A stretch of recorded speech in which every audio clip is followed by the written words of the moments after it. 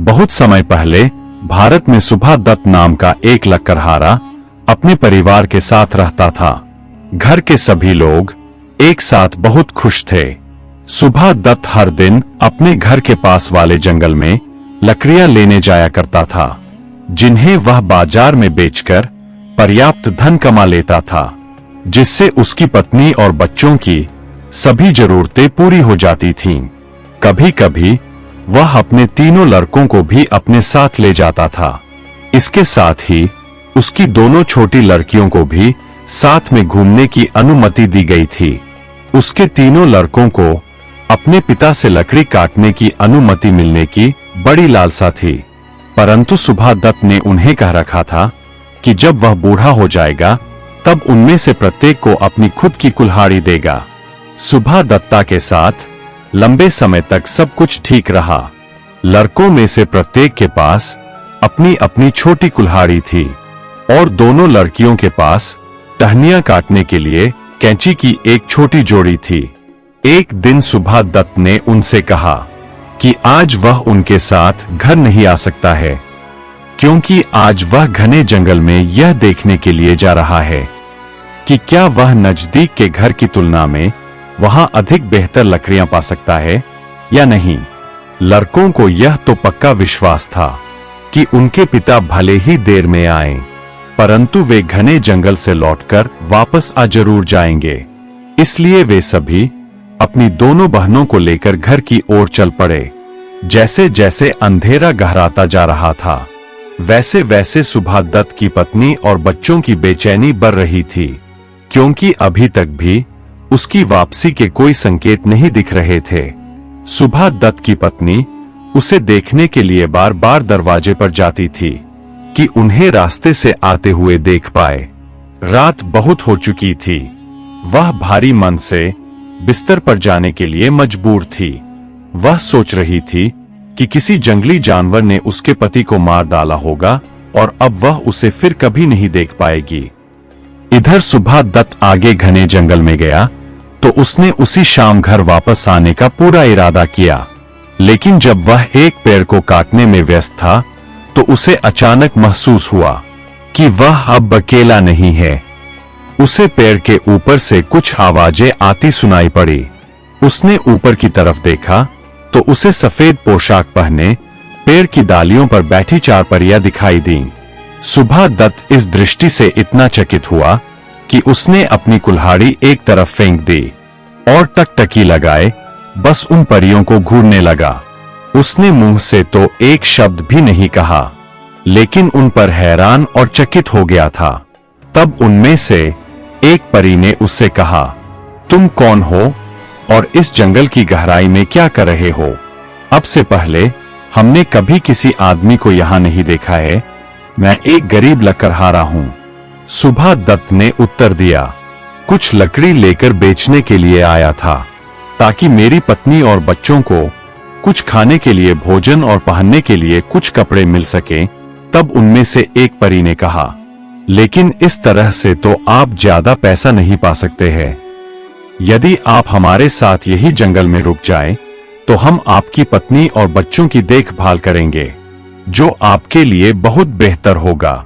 वैसे तो सुभा दत्त अपनी पत्नी और बच्चों से बहुत प्यार करता था, परंतु इतनी सुंदर परियों के साथ जंगल में रुकने के विचार से वह इतना लुभाया गया था कि थोड़ी देर सोचने के बाद उसने तुरंत ही कह दिया, हाँ, मैं तुम्हारे साथ जरूर रुकूंगा, अगर तुम मुझे इस बात का पूरा यकीन दिलाओ कि मेरे प्रिय लोगों के साथ सब कुछ अच्छा ही होगा।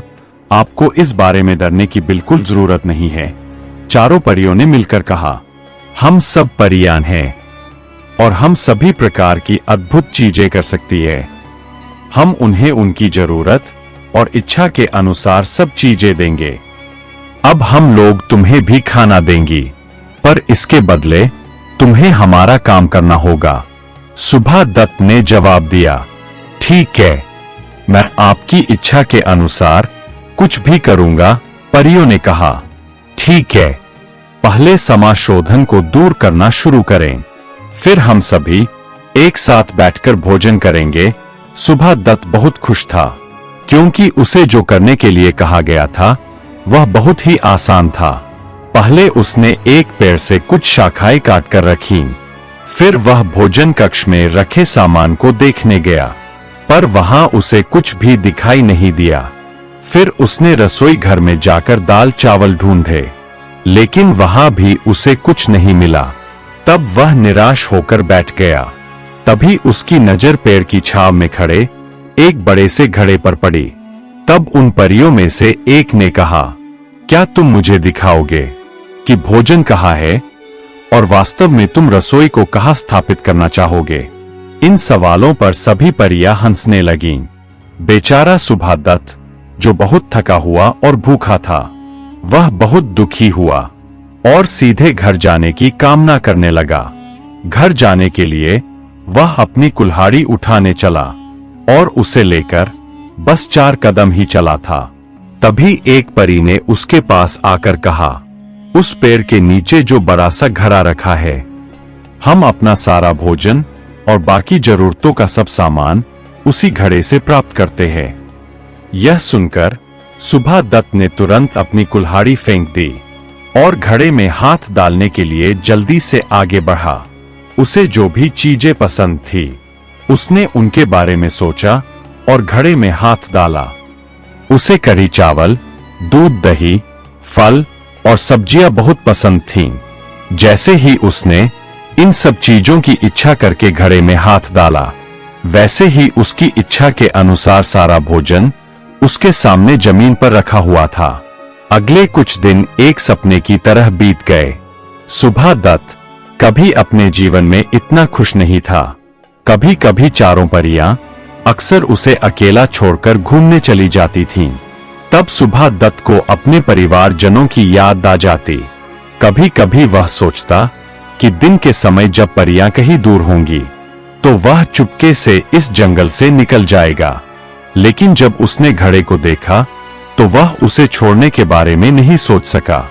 पर अपनी पत्नी और बच्चों के बारे में सोचने के बाद सुभादत्त अच्छी तरह से सो भी नहीं पाता था। एक रात उसे एक सपना आया जिसने उसे बहुत परेशान कर दिया। उसने देखा कि उसकी पत्नी उस छोटे से घर में फूट फूट कर रो रही है। वह सबसे छोटे बच्चे को अपने हाथों से पकड़े हुए थी, जबकि अन्य 3 उसकी बगल में खड़े थे।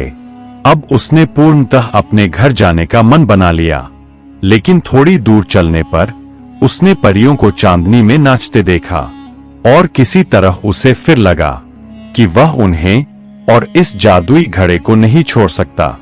अगले दिन वह इतना दुखी था कि परियों ने इस पर ध्यान दिया और उनमें से एक ने उससे पूछा, क्या बात है, तुम इतने दुखी क्यों हो? यदि तुम यहाँ रहकर जीवन का आनंद नहीं उठा सकते तो तुम अपने घर लौट जाओ। सपने की बात से सुभादत्त बहुत भयभीत हो गया था, इसलिए उसने चारों परियों को अपने सपने के बारे में बताया।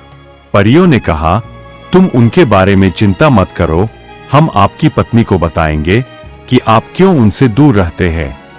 जब वह सो रही होगी तो हम उसके कान में फुसफुसाएंगे और वह आपकी खुशी के बारे में सोचकर बहुत खुश होगी।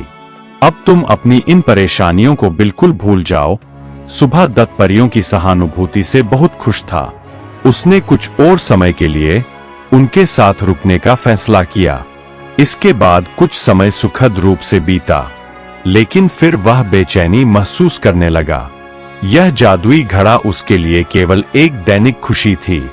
इस बीच उसकी गरीब पत्नी ने प्यारे बच्चों का पालन पोषण किस प्रकार किया, चलिए दोस्तों अब यह जानते हैं। उसके 2 लड़के बहुत बहादुर थे।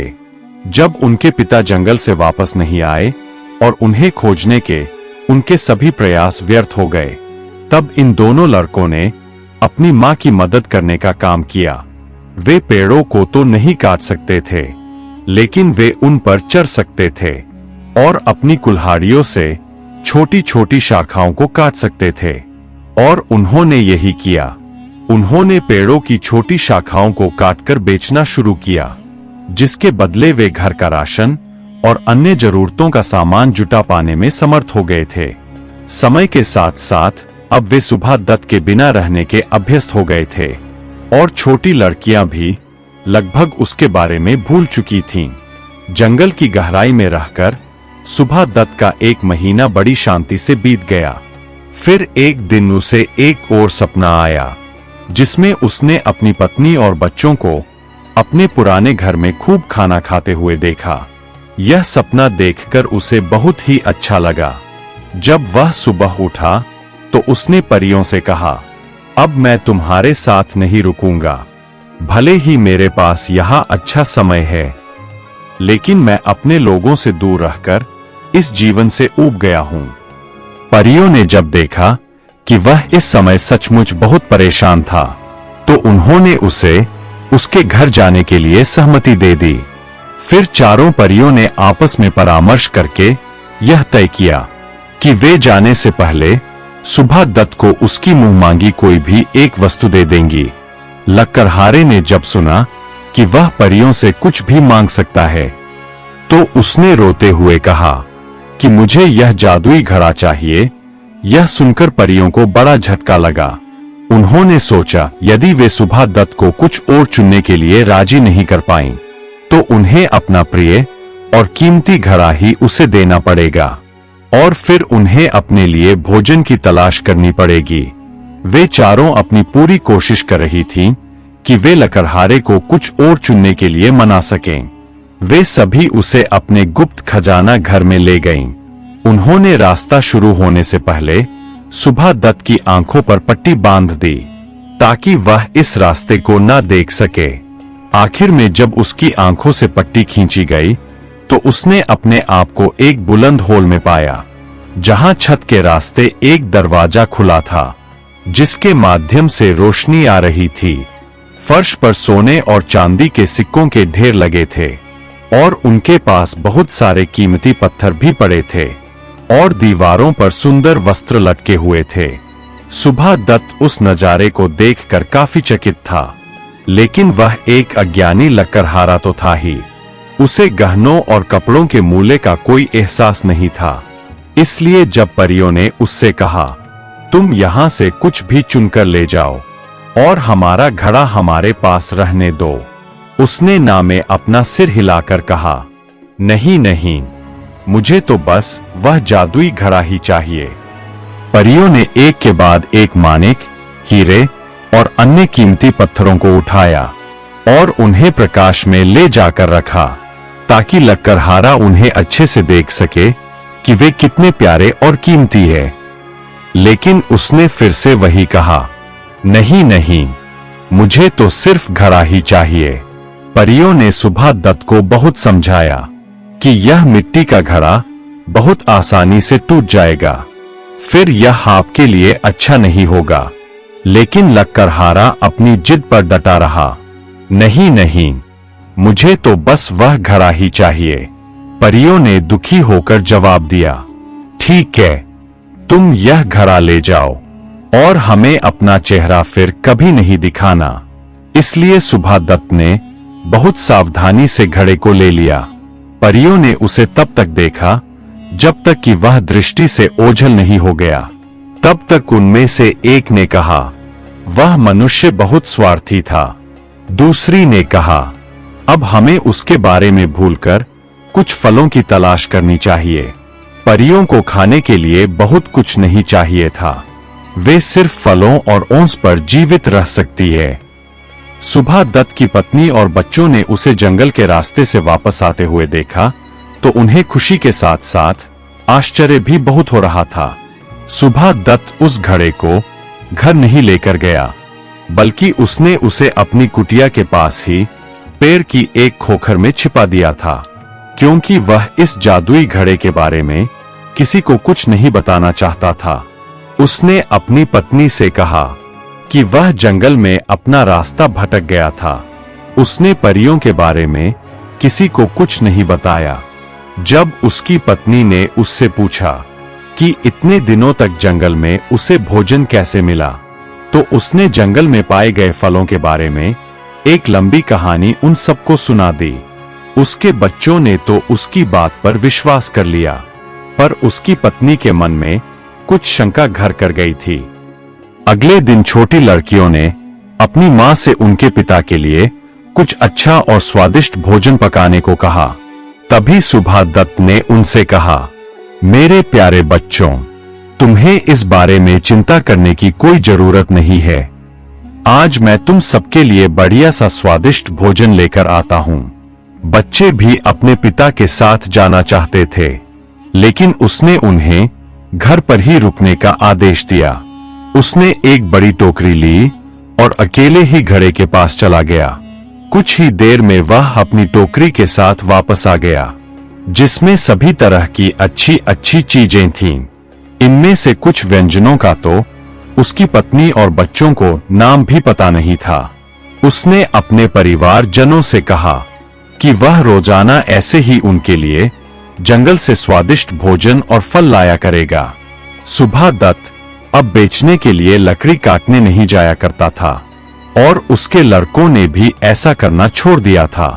हर दिन उनके पिता उन सभी के लिए मनचाहा भोजन ले आते थे, मगर उसके परिवार के प्रत्येक व्यक्ति की सबसे बड़ी इच्छा यह पता लगाना था कि आखिर वह भोजन कहां से लाया जाता है। वे सुभा दत्त का पीछा करना चाहते थे, परंतु ऐसा करने से डरते थे। जल्दी ही उसके घर की खुशियां बिगड़ने लगी। आखिर में सुभा दत्त ने उन्हें सच्चाई बताने का फैसला किया, क्योंकि जब तक वह उन्हें सच नहीं बताएगा, उसकी पत्नी और बच्चे उससे दूर जाते रहेंगे। वह सभी के लिए जोरदार खाना लाता रहा और उसे पूरा विश्वास था कि उसके इस रहस्य का कभी किसी को पता नहीं चलेगा। जब वह जंगल में निकलता था तो कई लोग चुपके से उसका पीछा करते थे, लेकिन वह उन्हें चकमा देने में बहुत चतुर था और रात के समय अपने उस जादुई घड़े को किसी नए स्थान पर छिपा दिया करता था। एक दिन वह अपने दोस्तों के सामने अपनी चतुराई का दावा करने लगा। उसने उन्हें बताया कि ऐसा कुछ नहीं है जिसे वह चाहे और प्राप्त ना कर सके। एक दिन उसने उन्हें एक बहुत ही शानदार दावत दी, जिसमें दुर्लभ प्रकार के भोजन थे जो उसके दोस्तों ने मांगे थे। उस दिन सुभा दत्त ने बहुत अधिक शराब पी ली थी और यही वह मौका था जो उसके मेहमान चाहते थे। उन्होंने उसे यह कहकर चिढ़ाना शुरू कर दिया कि वह वास्तव में एक दुष्ट लुटेरा है, जिसने कहीं से बहुत सारा धन चुरा लिया है। यह बात सुनकर सुभा दत्त क्रोधित हो गया और उन सभी को अपने साथ आने के लिए कहा। फिर उसने उन्हें वह घड़ा दिखाकर कहा कि वह कोई डाकू नहीं था। उसने उस घड़े को पेड़ की खोकर से बाहर निकाला और उसे सावधानी से अपने घर ले आया। फिर वह अपनी पत्नी, बच्चों और अपने सभी दोस्तों को सारी सच्चाई बताकर घड़े को अपने कंधे पर रखकर खुशी से नाचने लगा। शराब के नशे में वह इतना झूमा कि घड़ा हाथ से छूटकर गिर गया। यह देखकर लकड़हारा बहुत दुखी हुआ, लेकिन अब क्या हो सकता था। वह भली प्रकार जानता था कि उसने खुद ही शरारत की थी। उसकी पत्नी, बच्चे और उसके दोस्त उसे हैरानी भरी नजरों से देख रहे थे। यह सुभा दत्त के जादुई घड़े की कहानी का अंत था, लेकिन यह सुभा दत्त के जीवन में एक नए अध्याय की शुरुआत भी थी। धीरे धीरे लकड़ी काटने वाला लकड़हारा अपने पुराने तरीकों पर लौट आया, लेकिन उसने एक सबक सीखा था। उसने फिर कभी भी किसी बात को अपनी पत्नी से राज नहीं रखा, क्योंकि उसे लगा कि अगर उसने घर आने पर घड़े के बारे में उसे सच्चाई बताई होती तो उसने उस अनमोल खजाने को बचाने में उसकी मदद की होती। दोस्तों, इस कहानी से आपको क्या सीख मिली, हमें कमेंट करके जरूर बताइएगा। और इसी तरह की ज्ञानवर्धक और दिलचस्प कहानियां सुनने के लिए हमारे चैनल को सब्सक्राइब करके हमारे साथ जुड़े रहिएगा। और हाँ, वीडियो को लाइक करके हाइप जरूर कीजिएगा।